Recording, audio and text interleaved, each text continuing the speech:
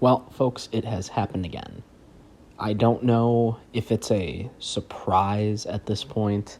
I really don't know what the general consensus is on this anymore, because it seems like they are coming almost annually at this point. It was another 2022 Nebraska. It was another Colorado State. It was another Iowa State. It was another UNLV. It was another Arizona State, where Creighton gets run off the floor as a favorite by what is meant to be an inferior opponent, and that seems to be putting it delicately.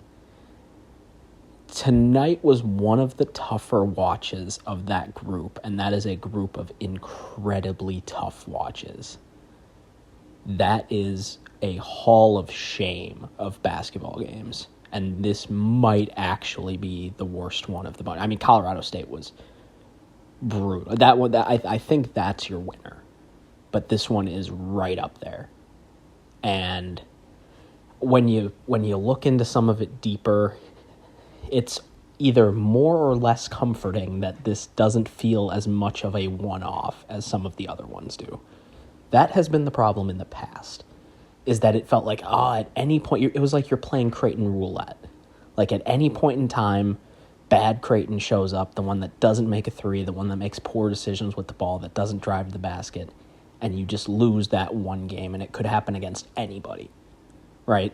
Like, bye-game Creighton is elite, but non-bye-game Creighton and non-conference, it always feels like this game is just waiting to happen. And you never know who it's going to break out against, but it could be anyone, and it could happen at any time, but it's probably only going to happen once or maybe twice. And it doesn't happen often in Big East play. What concerns me more is that this one did not feel like a one-off. And even injury aside, it felt like it could be the beginning of a trend for this year's team. And that is probably the most concerning part. Now, I'll admit I am in a weirdly okay place, and I think some of it is just due to the resignation that if Ashworth really is in trouble, like, this season's just over. It just is.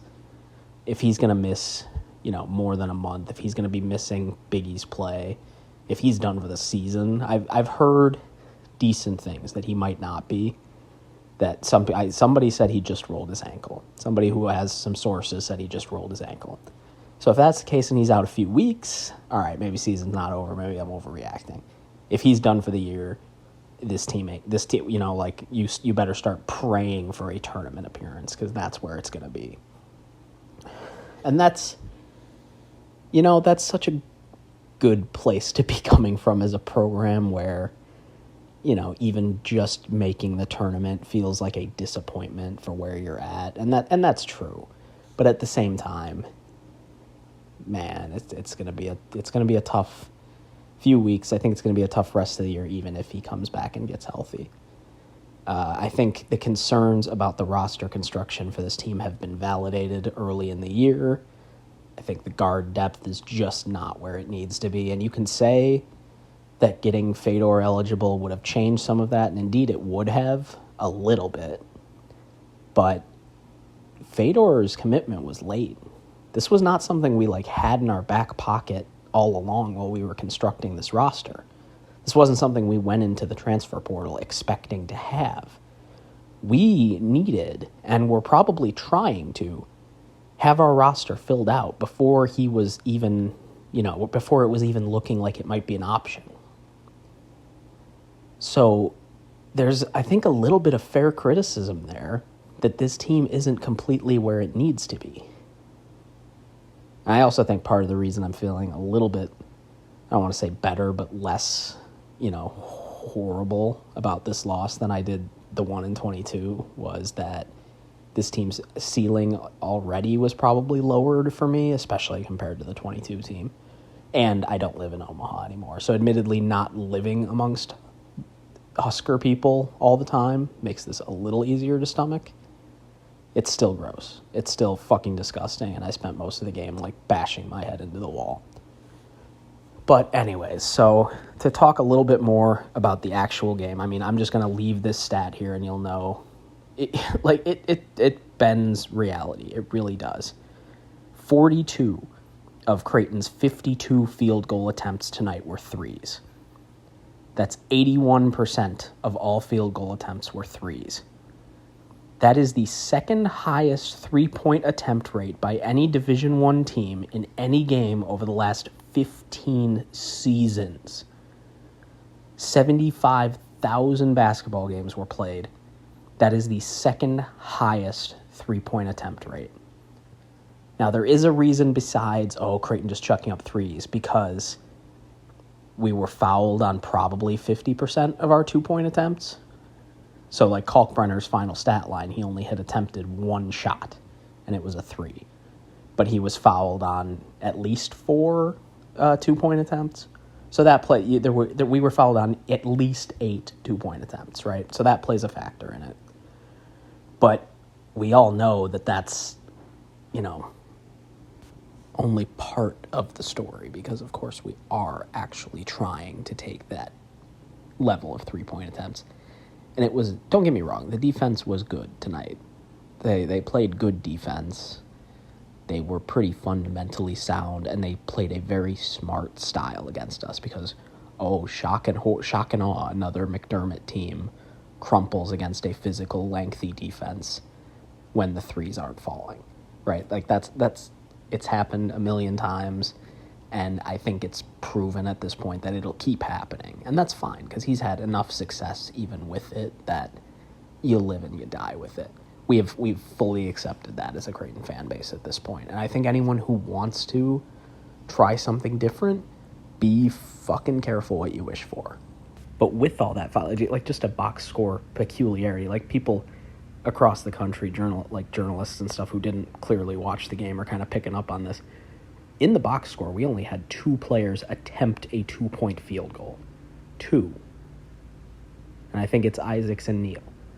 I don't think that's ever... I'm going to go out on a limb and say that's never happened before. In the shot clock era, I'm going to guess that has never happened before. So we just witnessed something tonight that probably has not happened in, 70, 80 years of organized basketball. Probably close to 1 million games. Has never happened. All right, 1 million games is a lot. A million games is definitely way off. But a lot of fucking games. If it was 75,000 over the last 15 seasons, it'd be like maybe 400,000. Okay, so 500,000 games or close to it. Has never happened. It happened tonight. So we all witnessed history tonight. But again, a lot of it was Nebraska's very intentional decisions to hack the shit out of anyone who wasn't shooting a three. And it's not like, that's not even me criticizing them for doing it or criticizing if it is like a Hoiberg directive to do that or if they were just playing super physical. It's not a bad strategy. They don't have a big who has any kind of skill whatsoever. So they rotate 3 guys who will hack the shit out of everyone. That's a great plan if you don't have the personnel. So I actually think Hoiberg did a really good job tonight preparing for this game, and McDermott clearly did not. He made some adjustments. Like, I think in the second half you saw we hedged occasionally. We threw in a little bit of zone. We tried different matchups. Some of them worked, some of them didn't. I think if the Ashworth injury doesn't happen and you get one more 3 to fall, then you're right in that game down the stretch and maybe anything happens. But it was clear at that point that it was a salvage effort. That wouldn't have been a statement win of any kind. If you had come back and won that game, all it would have been was averting catastrophe. That wouldn't have felt like a win to anybody. And our national perception across the country would have dropped anyways. So that would have meant nothing. Other than, the fact that it's a rivalry game and the fans care about it. And I really would like the players to care about it too, but just kind of didn't seem like they did tonight, or at least one side cared about it a hell of a lot more than the other. To me, one side looked like a team that got blown out last year and took it very personally, and the other looked like they kind of could have cared less, especially in the first half. I was really disappointed, if I'm being honest, to see the effort and to see, they didn't seem ready to match the intensity at all. And I kind of was going to hope that maybe this year's team would be a little better equipped to do that. Neal seems like that kind of guy. Pop would have seemed like that kind of guy. Jason Green at the start of the year, I figured he would have started and seemed like that kind of guy. No, that was a pretty classically Creighton soft performance. And it just felt like there were so many errors, so many boneheaded decisions, a team that just seemed disengaged from the game that they were playing. It was... and don't get me wrong, the whistle did not help us tonight, I don't think. I think the way they called that game did not help us, but was about 15th on the list of the problems in that game. I think most of the 50-50 calls went against us, but at the same time, man, we were making so many mistakes that a questionable turnover call really was not even on the list of problems tonight. I just, again, didn't feel like the team was up for it, and that's disappointing. And then I find out in McDermott's post-game presser, apparently he said, like, oh, well, we got a lot to figure out on Sunday. Sunday is 2 days from now. What the fuck are you doing tomorrow? You lose a game like this, and then you don't have practice tomorrow? And I'm sure, like, that's such an old head take, like, oh, you must practice, and you better run these guys till they drop tomorrow, but... And I'm sure it's a strength and conditioning initiative. Like, give the guys a day off. They probably need it. I get it. But, man, if there was a day to blow up on somebody, like on a team, I think tomorrow would have been it. You could have looked at this team and you said, like, oh, you guys think you're something. Team of, the starting lineup is mostly upperclassmen. It is 4 upperclassmen, 4 seniors, or a junior and 3 seniors. You look at them and you say, like, hey, you're supposed to be the 14th ranked team in the country. What happened? You guys didn't look ready to play yesterday. And I think Greg is not that style. He's a diplomat. He will probably say, and I bet he already did in his presser, like, well, we on the coaching staff have a lot to look at ourselves and think, like, what could we have done better? That's the kind of way he coaches. He's very much a player's coach, I think. And in this age of NIL and the portal, unfortunately, you probably have to be a little bit more that way unless you're winning like Dan Hurley is, right? Like, unless you're so far the other way like he is, where you attract a certain kind of player, you probably have to be somewhat of a player's coach in order to retain your talent, because they can just fucking leave now. They don't like the way you treat them in a practice. They feel like they're better than that. They can leave.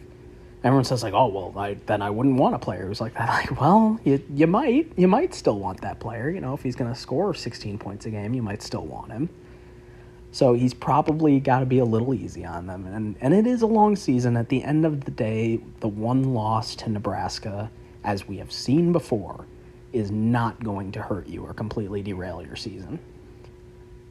And they're not going to be a bad enough team where it's going to be a true bad loss. Like, that 22 team was really bad. This team could be really bad, but I think their defense is good enough where they'll stay in some games. I didn't think that St. Mary's team they played is one of the best Mary's teams recently, so I didn't really look at that result as much of anything. It was a semi-home game against a good-ish opponent, and they lost. So I didn't look at that game and think, oh yeah, Nebraska's going to be in it this year. But there's enough mid teams in the Big Ten. They'll pick off some wins here or there. I don't think that's a tournament team looking at them, but it could be. So I look at that and I say that's not not a loss that's showing up on your resume at the end of the year. So in isolation, if you knew nothing about the way the game happened other than that we lost it, there's not a ton of a problem there if you're a coach. That stuff happens. But it was the way you lost. It was the implications for how this rest of the season is shaping up. And it's the fact that it's just a pattern, man. It just feels like this keeps happening, that this exact same game keeps happening. And I said it in our UNLV post-game review last year where I drove to Mr. Dennis's place And we had to talk about it that night because we couldn't believe that it keeps happening. Where I'm talking about it would take me a lot. It would take me way too long to drive to Mr. Dennis's place now to talk about this after the fact. And you know what? Good for him. He didn't even have to watch this shit show tonight because he had a date. So good for Mr. Dennis. But it's like I had to talk about it again. Like, it happened again. So it's just going to keep happening at this point. It doesn't seem to matter which collection of players we have in. It's clearly a McDermott thing. It's clearly his offensive style that will generate nights like this every once in a while. It just keeps seeming to happen at really inopportune times. And, yeah, it happening again in this rivalry game. Like, it matters, you know? Like, it's what now, 3 wins for them in the last 7? So they're still not on even footing, but, you know, you fuck up next year too, and, you know, like, is the tide starting to turn? We'll get to that later, because my biggest takeaways from this game are not Nebraska. Like, for me, that is just the most generic example of a team producing a result that you're ever going to see, and I'll explain that later. So first, like, I kind of hinted at it already. If Ashworth's done, the season's over. If he like popped an Achilles or something and he's done, first of all, what a fucking horrible. I'd feel so bad for him if that's the way his college career ends. Like, he deserves better than that, and so would Kalkbrenner subsequently. But the season would just be over, because we have not constructed this roster in a way where losing either him or Pop is going to work out.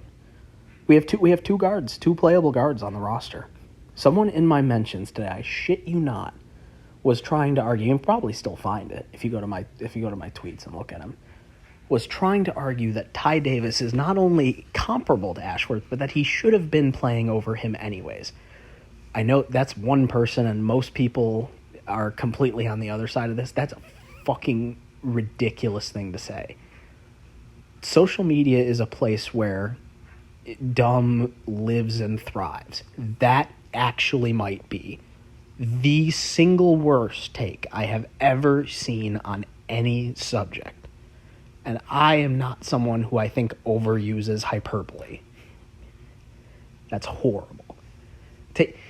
And maybe Ty Davis becomes a player eventually. Maybe even does it by the end of this year. He has shown nothing that should make you think that. And Stephen Ashworth is so much better than most people realize. The kind of shots he has to take sometimes, go back and watch every 3. Like, I want you to watch the whole possession and the 3s he had to attempt tonight, because the offense had no rhythm. There was no flow. He was taking shots that needed to be taken and making some of them. Like you know, at some point you can't expect him to make all of them or enough of them to bail us out on his own. But he does so much well that I don't think most people realize. And he did not have a good game tonight, other than he had some timely shooting. He had some weird turnover moments. His defense was okay. I don't think anybody's defense was great tonight. Nebraska's not a particularly challenging team to defend. Like, you could say they had a pretty efficient offensive night for what they try to do, and they still didn't do a whole lot. But yeah, he didn't have a great game. I'm really hoping that it's true that he just rolled his ankle. Like I said, I had heard that from somebody who usually has a decent idea. Well, it's somebody who knows other people who should have a decent idea what's going on. So we'll see. If he is going to miss time, if he's going to miss significant time, I do not expect us to beat a single KenPom top 60 team while he's out. I really just don't. Because how do you do the guard rotation? What do you do? Are you playing Jemiah Neal at the 2? Because that ain't going to work. Are you playing Miller at a 2? That's not going to work. Is Ty Davis going to play 20 minutes a game? That's not going to work either. Are you just going to play a huge lineup and go Pop, Neal, Trout, McAndrew, and Kalk? Like, I don't know if that's going to work. It might work against, like, San Diego State, but that ain't going to work against A&M. Oh, I'm fucking horrified of the thought of playing A&M right now. Like, are they going to score 100 on us because we just can't defend the perimeter whatsoever? I don't know what that. I don't know what you do. Is Shane Thomas going to play legitimate minutes? I think there's absolutely a world where that's about to happen. So we are looking at unprecedented territory for a Creighton team before. Like, Mo Watson going down, at least you had scorers around him. You know, like this is a different world entirely. Davion Mintz going down gave, Marcus Zagorowski came out of that. We don't have Marcus Zagorowski on the bench right now. And if we do, he's not being cleared all right, let me say that right now. Fedor's not getting cleared anytime soon, and even if he does, it's not going to be an instant impact. I don't think it would take him a couple of games to get situated, I'm assuming. Larry Johnson is not coming off red shirt. If he does, I will be stunned. But based on everything I've heard so far, he is out of here. He's not coming off red shirt. We'll be lucky to ever see him suit up in a Creighton uniform. So you got nothing. You've got nothing at the guard spot. You have one guard on the roster who is probably a capable Division I player right now at a high level. And he can only do it on one side of the floor because Pop's defense tonight was fucking awful. He, on one hand, hasn't learned yet how to just funnel to Kalk like some of the other guys on the roster do, like Ashworth does really well. He hasn't quite figured out how to play drop coverage yet in terms of going over and under screens. And we went under a lot of screens tonight, so I think that was also different because we're pretty used to going over the screens to play drop, so it was a little different than usual. But he was a pylon and fouling while doing it. And then it didn't help that Kalk probably had one of the worst defensive games of his career tonight, and he wasn't awful, but he was just a step slow on getting over to help. He was caught in no man's land a lot because they kept essentially putting out these cinder blocks that played the big for them that just wouldn't contribute to the offense at all. So Kalk is just kind of floating and looking for where the help is, and yet he was missing it a lot. Like, to me, it's so clear when Bryce Williams or Juwan Gary is just going to drive and not give up the ball, but it wasn't clear to Kalk, apparently. There were 4 or 5 times where I'm looking at the TV and I'm recognizing, like, there's about to be a clear help opportunity. And if Kalk helps, like, nothing bad is going to happen from this situation. Either one of their worst shooters is going to get a kick-out 3 attempt, or he's going to help stop a drive where Juwan Gary's about to go right through Jackson McAndrews' chest or something like that, right? And he just either didn't step over or stepped over a second too late. It was just very un-Kalk-like. Like, he just looked out of it again. And I don't understand it, man. Like, if you're him and you're not coming in, I mean, at some point, yes, you're a 5th-year senior. You've played in bigger games than this. Like, he just has. This game is a little beneath him. But if you don't have that, like, little bit of juice in you, they were talking shit to him from the get-go tonight, basically telling him exactly what they thought of him, what a lot of people think of him, and he just continues to not prove these people wrong often enough. And this is such a minuscule complaint, because it is not like Kalk is not a big game player. He's had some really big games in some really big spots. But yeah, your legacy takes the tiniest bit of a hit, the fact that you have not showed up in this rivalry game. And I mean not showed up at all in this rivalry game twice now. Like, the fact that people compare him to Doug is not unfair just because of the accolades he's racked up. But at the same time, Doug was so good at such a ridiculously consistent level and so good at generating for himself in a way that Kalkbrenner is not capable of as a big, first of all, so that's not even a fair comparison, but just hasn't done consistently anywhere near the same way Doug did. Like, that Doug is not scoring 0 points and not getting a field goal up in a game against Nebraska. It just wasn't happening. And it's not a fair comparison because Kalkbrenner's offense is dependent on other people. He's a 7'1" big. He's not generating his own offense. He's not dribble driving. Nebraska did this to Edey last year too. Like, basically the same formula. And it worked then too, except Purdue's 3-point shooting was a lot better. So it's not apples to apples, but after tonight, I think the Kalk Doug comparisons need to die forever. We're talking about a guy who is one of the 10 best players to ever play college basketball. And then we're talking about a guy who is an elite defender, one of the great defenders in college basketball history, but has not the skill set necessarily. No, you know what? I'm not even going to say that because that's unfair to him. I'm one of the bigger Kalk defenders and just how important he is. I really am. It's just not fair to compare him to Doug. You could probably compare him to, 95, 96, 98% of the programs in the country's best players. Just not ours, Anyways, I think I was talking about Pop. Let's see. Did I get everything on Ashworth? I did. Let's go back to Mac, because it bothers me again, like I was talking about how Kalk can't get up for this game. How does Mac not get guys up for this game by now? Like, I know as much as anyone, you got to live amongst these people. And I know he does. Like, you're going to the golf club, you're hearing about this game. He said it a few days ago in a presser, and I thought it was so weird that he would say this. He's like, I don't think enough of our guys know how ready they're going to have to be for this game or something like that. I'm like, isn't that your fucking job, is to get them ready for this game? We have not, up until these last two home games, like it has not felt like a struggle. I had watched, in my time as a student and a season ticket holder, before these 3 Creighton, Nebraska home games, there was the kind of close one in 2017-18, where we won by, 9, I think, but it was kind of close until the end. And then the 2 blowouts, like the 2 absolute blowouts. And it's so weird now where it feels like those games, the team cared about it and brought juice to it and took it personally, that they wanted to not just win those games, but humiliate them. And then we went and did what we did in Pinnacle last year. Felt like a response to 2022. That should have been one of those moments where we look at it and we go like, all right, we're just not going to let that happen again. And then we let it happen again.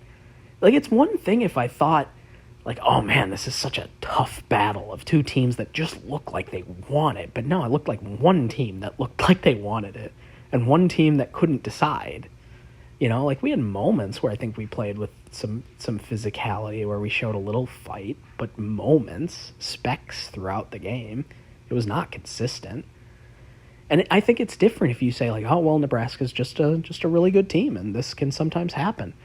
I'd be mad if Marquette came in and did this to us, right? Like, there are maybe 10 teams in the country I'd feel okay about doing to us what they did today.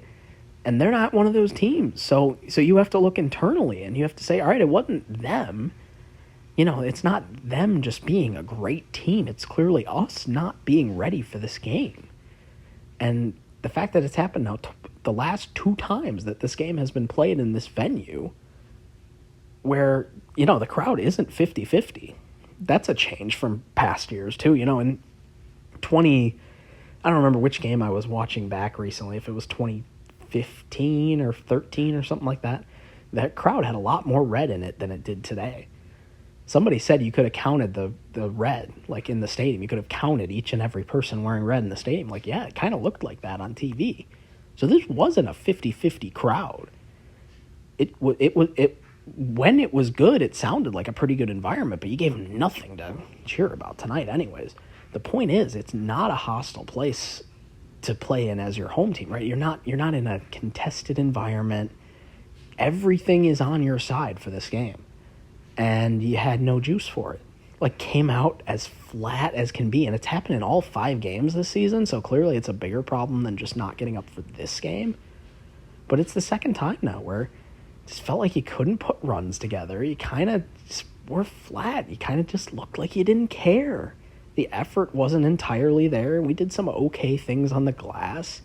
We gave up some stupid fouls that just make it look like your head isn't in the game. Some really stupid turnovers. Some, like, uncharacteristically stupid turnovers of McDermott teams. And I know, like, we've had turnover problems as a program in the past few years. But they were usually, you could usually understand why they were happening. And I don't know. I just felt tonight like it was more of a case of guys running around with their heads cut off. So there was that. There's like, and there are guys who have been in this program who I feel like would not have let these last 2 years happen. Like Grant Gibbs does not let these last 2 home games happen. Toby Hegner, as weird as it sounds to say, like wouldn't have let that happen. Alex O'Connell, in his one serious involvement in a game of the series, looked like he took it more personally than anyone who's worn a Creighton uniform ever has before. Like, that guy earned my forever respect going into PBA, like taunting that crowd and pointing at Creighton on your chest. You've played in the program for a year and a half at that point. And he was all in on that game. Marcus Zagorowski would never have let this happen. Like never. And I don't know. I just kind of hoped Kalk would be one of those guys, and he just isn't, man. He gets up for some games, and I mean some, like, I don't know, half of the UConn games, and some other games sometimes. He shows up in big games. The NC State game in the tournament a few years ago, he has good big games sometimes when he needs to. It's not like he's a bad big game player. But he has some no-shows in him. And it hurts when it happens on a night like this, because you, as a fan, are invested in this game. Like, I have personal stake in this game. I have personal stake in this rivalry. We all take shit for it. We all give shit for it. So we'd kind of like the players to care about it, right? And it's partially, I think, a good thing that they kind of don't, that their focus really is on the teams like UConn, the teams like Alabama, the teams like Kansas, like Marquette. So that's good. But, hey, we should still be winning these games, though. We shouldn't be losing at home in a fashion where it feels like they've got you at arm's length the whole time. If you lose this game, once every, 3 times at home on a buzzer beater, or, every once in a while you lose it by 6 or 7, okay, yeah, that can happen even to good teams. But now we're on back-to-back times where they came in and they dictated in our building after getting fucking murdered in our building twice before that. Like, those games were over at the under 16. In the first half, they were over. So what a contrast these last 2 years when their teams haven't been a whole lot better. You could say, maybe, like, they haven't. We beat their best team last year, and not just beat them, we murdered them. So I don't know. I just kind of don't get it. Anyways, let's talk about the 4. Because we've got Houston, we have a problem. Like, again, one of those things, everyone sees it coming, and we all kind of talk ourselves into, oh no, maybe it'll be fine. We'll just rotate through 4 guys at one position, none of whom have a firm grasp on the starting spot, and we'll just, see how it goes. It ain't going well. Jason Green, the presumptive starter at the beginning of the year, is a pylon on defense. Like, he just kind of stands there and watches people dribble around him because he's not fast enough to guard the perimeter. His offensive game is non-existent, so he looks like he has regressed from the end of last year to the point where he's borderline unplayable right now. He has not done much on the glass. He can't dribble, he doesn't really pass, and he can't really shoot. So what are we supposed to do with him right now? And I like him, I really do. He's a spark guy. But Neal is kind of your spark guy right now, so having him out there just feels a little redundant and not as good. Mason Miller has an excuse for being terrible this season, but he's been terrible this season. He had no offseason, essentially. Broke his leg, right? Like, yeah, it makes sense that he's not fully up to speed. I just wasn't ready for how not up to speed he's going to be. His shot looks horrible. He can't play defense to save his life and couldn't really before. He's still like a weirdly okay rebounder at times, but can't dribble, doesn't really pass, is shooting like shit, doesn't contribute on the defensive end. So what are you doing for us? Like, honestly, with that offseason that he had, if he was going to be this bad, I honestly think there was a case to be made to redshirt him because he's just been horrible. Trout has looked okay at times. He looks better on defense. He has drove a couple of times, and then he also, nearly travels every time he touches the ball because he looks like he has no idea what to do when the ball gets in his hands. And his shot has been horrible. Like, that's not something I expect to continue, but I think he's airballed 4 or 5 times already this year. I don't even think that's an exaggeration. He's looked like he is lost shooting the ball. And, I don't know how bad his percentage is because I think he's made a few too, but when he's missing horribly. He's missing like he's seeing 4 rims out there. So he doesn't offer you a whole lot if he's not making shots. He's probably been the best of the 3 I've mentioned so far. But your best option at the 4 right now is probably Jackson McAndrew. And I'm not necessarily saying that's a bad thing, because, yeah, he is looking like he's going to be a player, but he's not one yet. Right now he is a 3-point only option. His defense is further ahead than I thought it was going to be at this point. He didn't look great guarding Juwan Gary, but yeah, okay, that checks out. In the scrimmage game, I noted on the pod that he looked all right guarding Kaufman-Wren. And, weirdly, yeah, it looks like he kind of knows how to play defense a little bit, like one-on-one defense. So that's nice, but he's small for now, so he'll get pushed around a little bit. He looks like your best option at the 4 right now as just a trigger pull, instant trigger pull guy from beyond the arc, and he's making some of them. So that's nice. He's rebounding. He looks slightly more comfortable receiving the ball and passing the ball. So yeah, he's your 4 right now, I guess. Honestly, I won't be surprised if he starts against A&M. Or who do we play next? San Diego State. Oh, God, we play San Diego State next, don't we? Holy cow, that's not going to be fun. That game's going to be 50-55. Oh, boy. So, yeah, he might start in that game. Oh, it's going to be a rough week. It really is. Man, was it too much to ask to just win normally tonight and we could have really enjoyed a nice, fun week of basketball, a nice, fun stretch of basketball? Because, man, you look at San Diego State, A&M, Houston or Alabama, Kansas, UNLV, Alabama again. Boy, that would have been fun if it felt like we had a chance to win a couple of them. I'm just looking at that with dread now. Man, can we pick off 2 of them? You look at San Diego State, UNLV, say, all right, maybe we still should win those 2 games. Can we pick off one of the other ones if Ashworth is out and nothing happens with Zugic? Is that possible? Maybe. Because I don't think the Zugic news is coming anytime soon. The target that I heard that I trust is that he will not play in 2024. So if he's back by, New Year's, that's probably good, I guess. That's probably the best we're hoping for at this point. What a mess that all is. I guess I hope he's here next year out of all this, because that might be the only thing that saves this program from going into a true rebuild.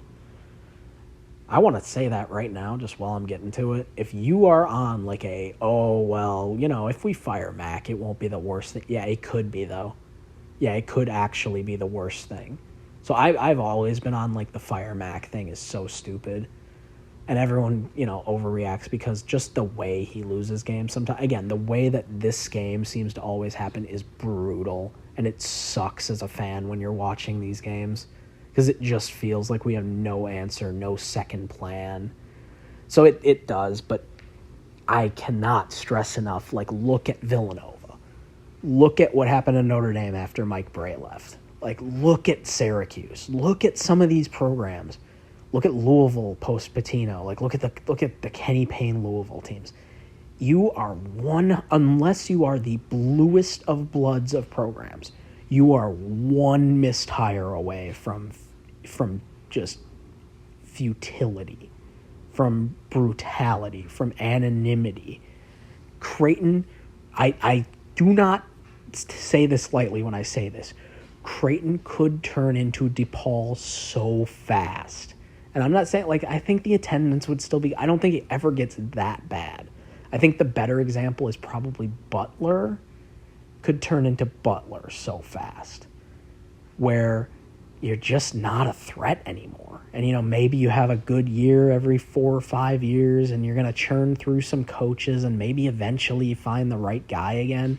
But if you make a bad hire, it can go south so fast.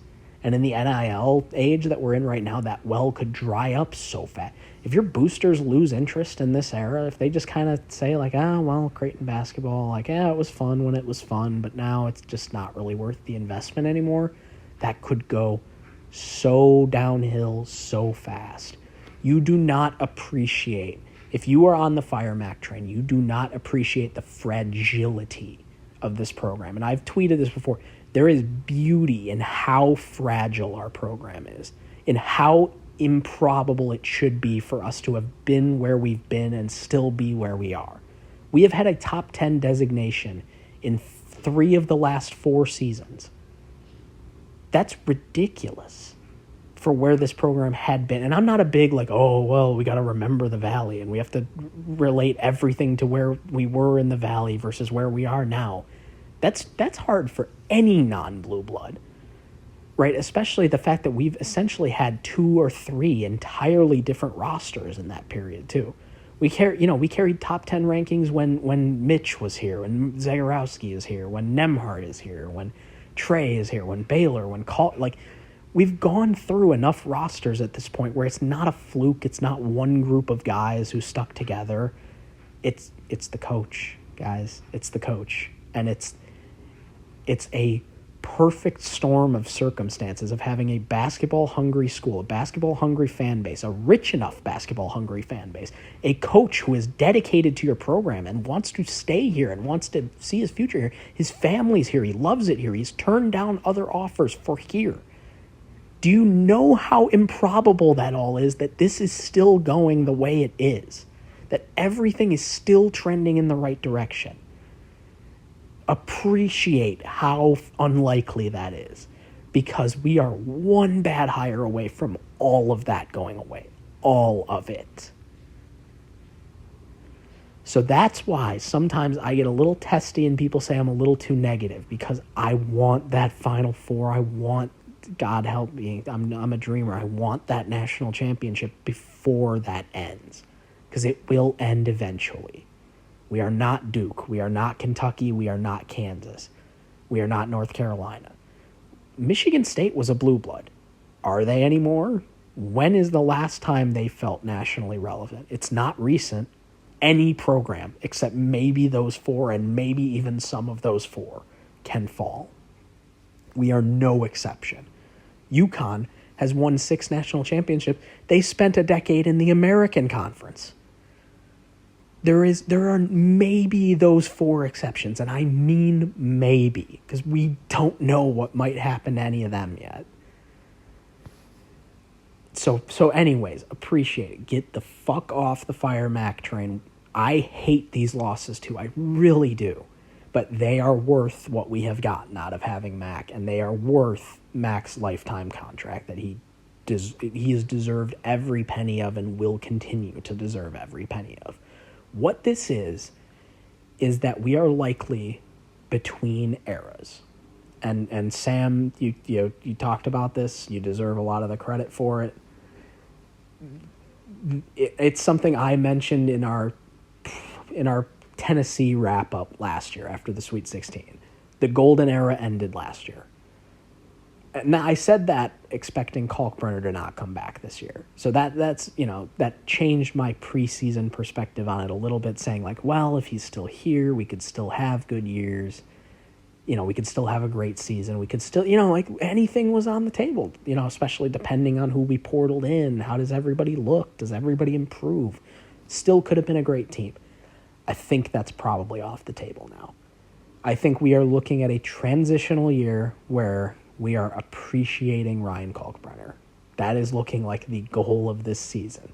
And it'll be hey, who knows if we get into the tournament, if Ashworth, again, all this is if Ashworth really hurt. If not, there's a world where Ashworth ends up being fine. He misses 2 games, 3 games. He misses Vegas, and he's back after that. Zugic gets eligible in January.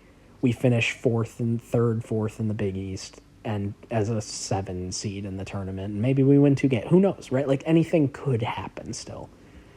But otherwise, you're maybe looking at a world where this is the Ryan Kalkbrenner appreciation tour while we look for answers from here.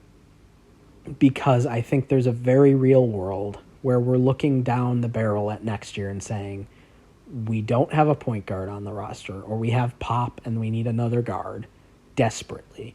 Maybe we have Fedor, maybe we don't. Maybe he doesn't get eligible and he's gone. Right? Maybe he decides, this is too much fucking hassle. Maybe I'll just go back and play pro. Maybe he gets his half year of eligibility and plays so well that he goes to the NBA. Who knows, right? So maybe he's not here. Maybe Miller finally looks at it and says, you know what? I'm still not going to start here. I'm going to go play somewhere that I can start. Green maybe still doesn't look like a playable option. Trout maybe still doesn't look like a playable option. Fred King, for the love of God, is not a playable option. So there is a world where we are trying to find starters at 3 positions next year. That is a tough thing to stare down the barrel of. That is something you can come out of. We don't have a freshman class that's going to help with that. And that's not really the way things get done anymore. Like, Hudson Greer could start next year. And I'm not even sure I'd feel horrible about that because he looks like he's kind of like built for a Creighton 3. Like, he could start. I could see it. But, man, having to portal in 3 starters, good luck. Like, I'll say that right now. Good luck, especially if with an apathetic donor base coming off of a year where, maybe we missed the tournament. It's a possibility at this point. It's something we have to at least consider. Like, not to be overly grim right now, because it's 1 loss in November, and everything could end up being totally fine.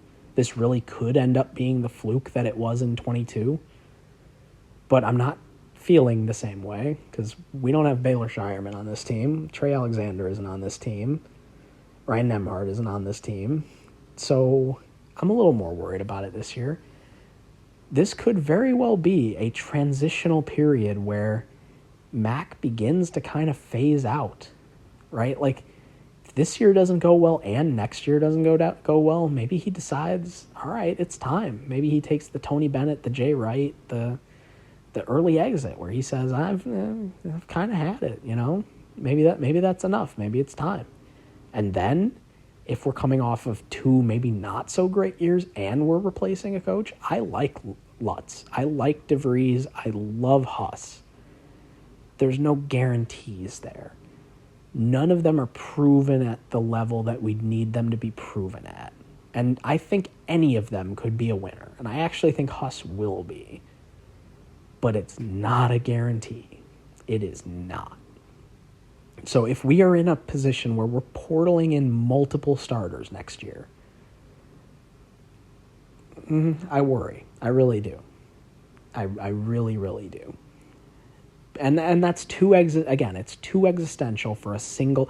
These are concerns that I have that weren't just spurred by tonight. But tonight makes me worry that we're not getting the transitional year where it goes from like our golden age to our silver age, or our next golden age where it kind of keeps it, but there's clearly a change. I'm a little more worried it is a drop-off year, right, where it's the beginning of the end of something rather than a new beginning starting. Because this is an older team than should be taking this kind of a loss. An older starting lineup than should be taking this kind of loss. And Nebraska's is old too. But anyways, I'm getting way off the point. Cherish McDermott. Cherish the good years while we've had them. But that also gives you permission to be disappointed when things don't go as well as they can because, we're hanging on by a thread even when things are good. Anyways, so I talked about so Pop. Oh boy. I've mentioned a lot of it throughout this so far. There's so much that can be said here because there was so much that was said in the offseason. I was never his biggest proponent. Obviously, I want him to succeed. I want the team to succeed now. I think I've made my points on him pretty clear in our past pod, so I'm not going to relitigate all that now. But we stuck our neck out for this guy. And yeah, we all worried. I think even his most ardent defenders would admit that they were worried about how he would fit here. He is a usage scorer. That is his MO. And I always worry about that, and I mentioned it up and down when I was looking at Portal guys, when I was doing those Portal episodes. Even the worst basketball teams in division, and Texas Tech is obviously not one of them, will score 50, 45 points, 60 points against the very best college basketball teams, right? Basketball is a sport. There is going to be scoring. There is not a situation like in football where Alabama shuts out Mercer, right? You're not. That's not happening in basketball. So somebody is scoring points. Are they scoring points because they are, being a great contributor to an offense? They're playing smart. They're using skill. They're scoring efficiently. Or are they a usage scorer? Are they scoring because if you take enough shots, somebody is going to score some of them? And I worried at the very beginning that that's what Pop is, and I'm starting to worry about that again. His offensive game is probably the least of the problems right now, but it hasn't looked great yet. And his defense has been so bad that the offense needs to be so good in order to offset it, and it hasn't been yet. And he's got time. Again, we are in Game 5. That was our first real game of the season, and I'm panicking. I am, a little bit. But, man, it's not there yet. And I think he scored 18 points tonight or something like that. I have not looked at a box score yet. But he made 4 threes, I think, something like that. I don't know. So it wasn't like the worst offensive performance ever either. But he's not an elite scorer. He's not a super efficient scorer. He made some horrible passing decisions tonight. He made some really just boneheaded stuff. Like, I think I tweeted, like, in the first 4 minutes of the game, I had 2 audible "what the fuck are you doing" moments with him. And some of his dribble drives are kind of just dribbles to nowhere, where we don't penetrate. He doesn't get to sometimes he just kind of throws it up at the basket too. Like, it's just not a very Creighton player. It's not a very offensively efficient player in there. And I get it, all right? Like, we all kind of, I think, understood the idea when we were trying to bring him in. We struck out on some transfers that I think we were in on that could have maybe helped us more. But at the same time, I think you're also looking around and saying that a lot of the guard transfers haven't quite panned out yet. Like, I'm trying to think of some of the other bigger ones we were in on, and not sure, like, Mahaney at UConn is doing okay. Like, we were in on him. Some of the guys we were, kind of weirdly connected to. Some of the up transfers maybe haven't shown a ton yet.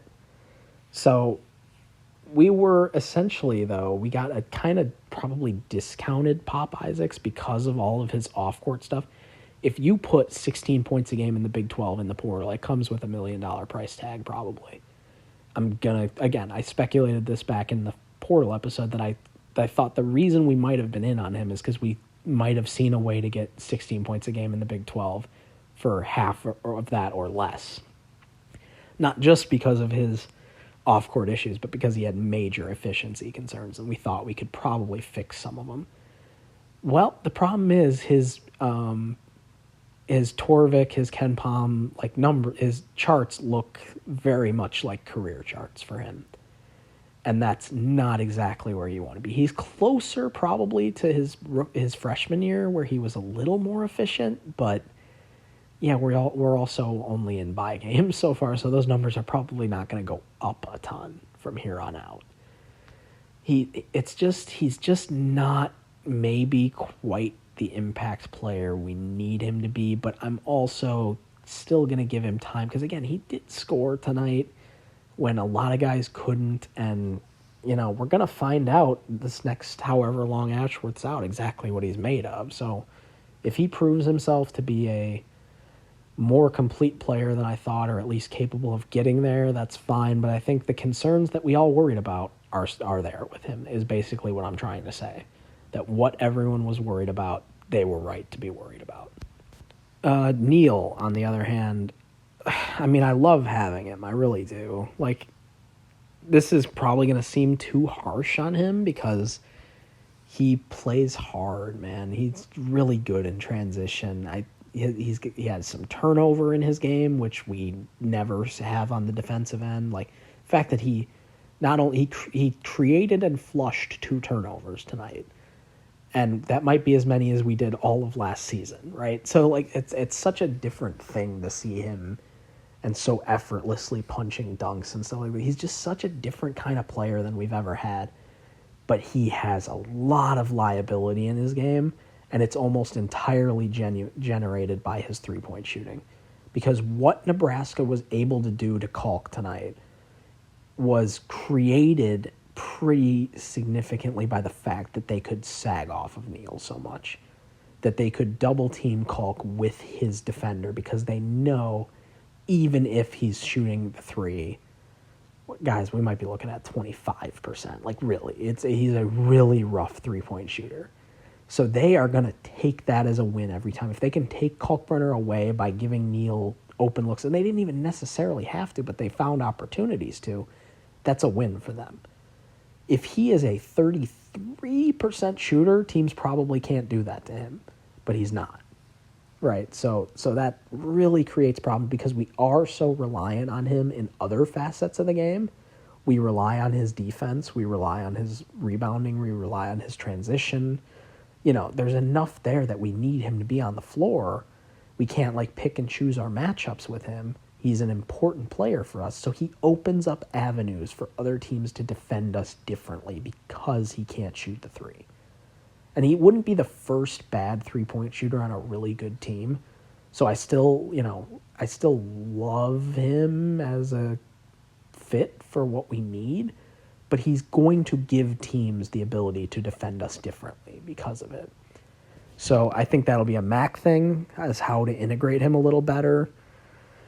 He has a few lapses, too, where it's kind of, he has a few, like, what are you doing moments in him. Like, him and Pop experience that we're about to have for the next however many weeks with both of them playing the lion's share of the minutes at the guards. Oh boy, these are going to be, it's going to look like a heart rate chart, like how I feel, how comfortable I feel with that. There are going to be stretches of 5 possessions where I'm like, holy shit, this looks great. I can't believe this. And then there are going to be stretches of 10 or 12 possessions where I look at them and I say, how the fuck are either of you in this spot right now?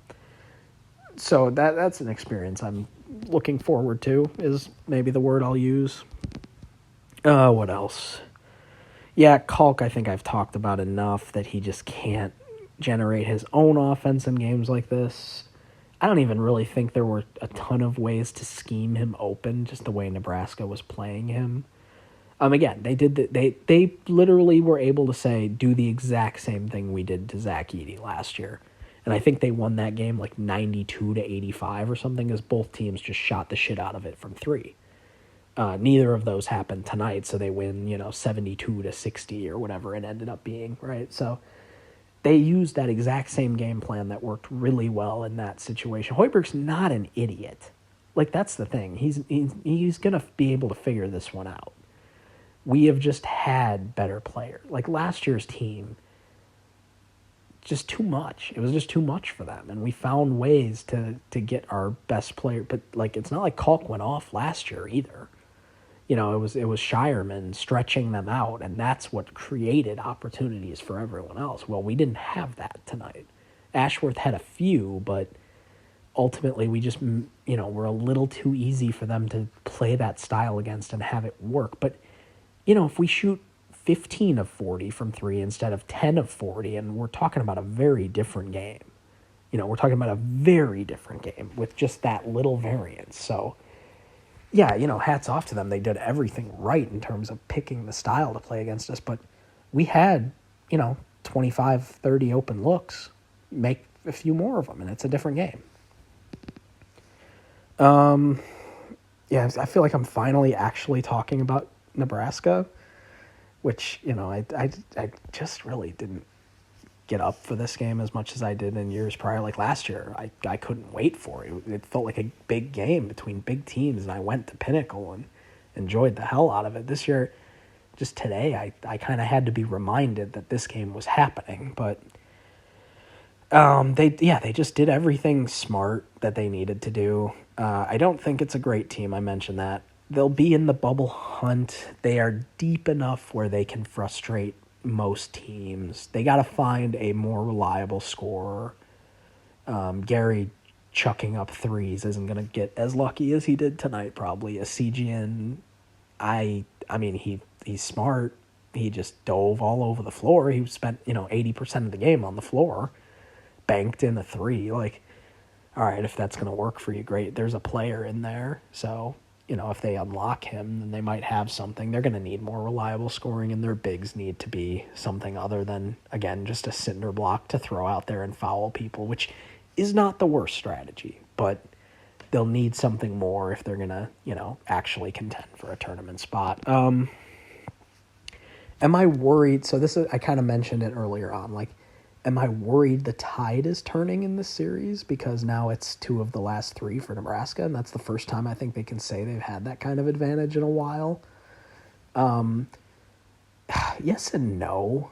Like, I'll say yes just because I don't think Hoiberg's an idiot, and he doesn't seem to be desiring to leave there anytime soon. Like, Sam, I think, is a senior now, so if he leaves and Hoiberg decides, like, I could go somewhere else, I could retire, maybe, but he's not an old guy. Like, I assume he's younger than Mac, if only by a little bit. Maybe not. I could be completely wrong. But he doesn't have to go anywhere anytime soon. He's just a good enough coach, X's and O's, where he can compete against us with a team like the one they have right now, a roster that is just objectively less talented. And not just compete, but look like the better team. And he's done it twice now. So, the 22-1 felt a lot more fluky than this one, but that's not really the point. So, yeah, I'm a little worried it won't be as dominant as it was in, like, the Tim Miles era, or even the era just before then, the end of the Dana years.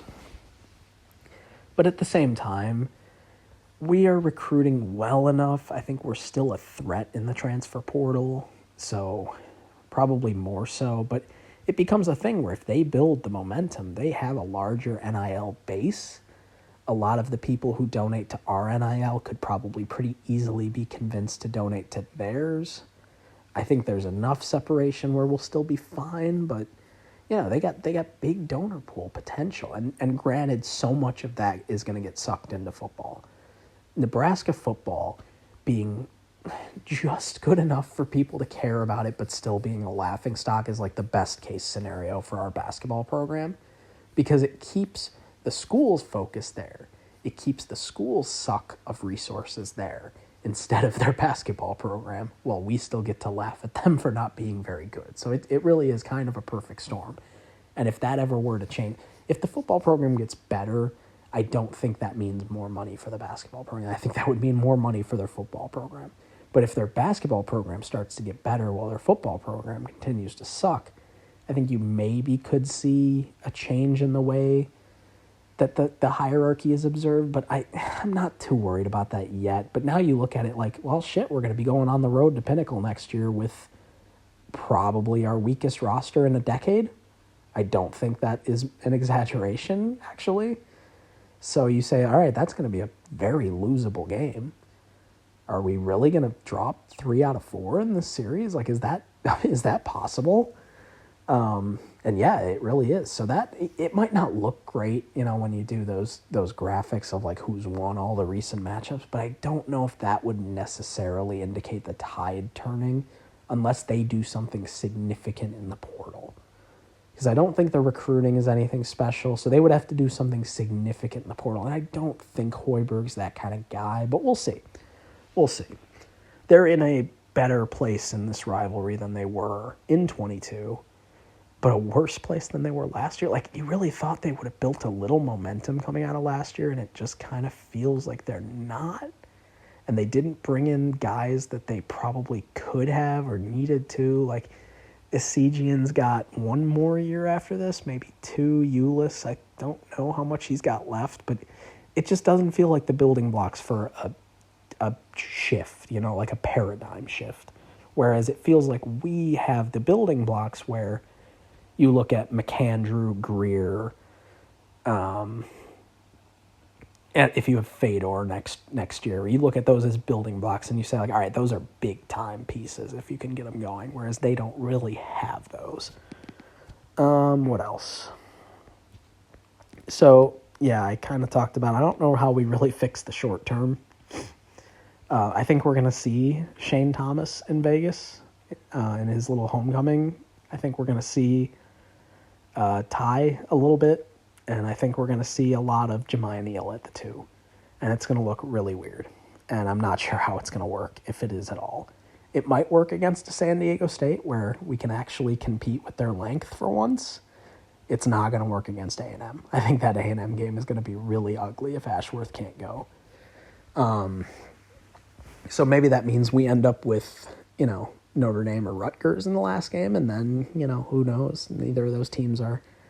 Notre Dame just lost to Elon tonight. Rutgers is very, obviously very freshman heavy, so you never really know what you're going to get night to night with them. I'm completely losing my voice now, so sorry if you're still listening to this. But yeah, I don't know what you do in the short term. The roster construction questions, again, proven valid, short term and long term. Yeah, I kind of talked about being between eras, and yeah, I'll close with this. Since, Kalk's injury at the end of 1920, at the end of the 21-22 season stunk, but we have really avoided the big one for a while now, whereas it used to kind of feel like an annual thing. There was Mo Watson, then Krompel, then Mintz, back-to-back years where it felt like there was an injury that kind of derailed the season. This would be the biggest one besides Mo. It might be bigger than that one, honestly. And we have been lucky to avoid the season where everything goes wrong. Well, that might be happening. It's way too early to say that, but it just kind of feels like it might be. Like we've skirted that for too long. We have not lost a bye game since 2013. We have not lost a really ugly tournament game. Like the Rhode Island one isn't great, but at the same time, I think we were 3-point favorites or something like that. It wasn't brutal. It was not brutality. We haven't lost a bad tournament game since, Central Michigan? And even that had a, NBA rookie all-star on that team, Chris Kaman. So we have been probably lucky as a program, and I think some of that's just being very good and very consistent. But, it kind of feels like we've been overdue for the season where everything goes wrong for a while. And if this is it, it wouldn't stun me. So those are my closing thoughts. I think I've given you enough in this point where if you just wanted something cathartic to listen to, hopefully this was it. So we'll check in later.